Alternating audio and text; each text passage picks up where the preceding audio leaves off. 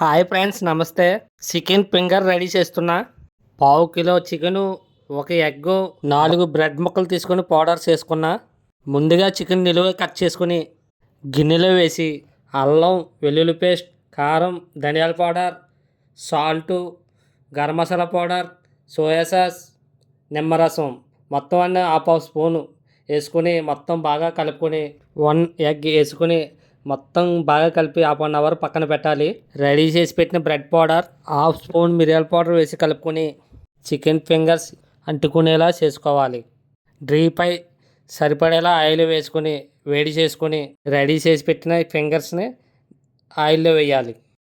10 మినిట్స్లో వేడి వేడి టేస్టీ చికెన్ ఫింగర్స్ రెడీ.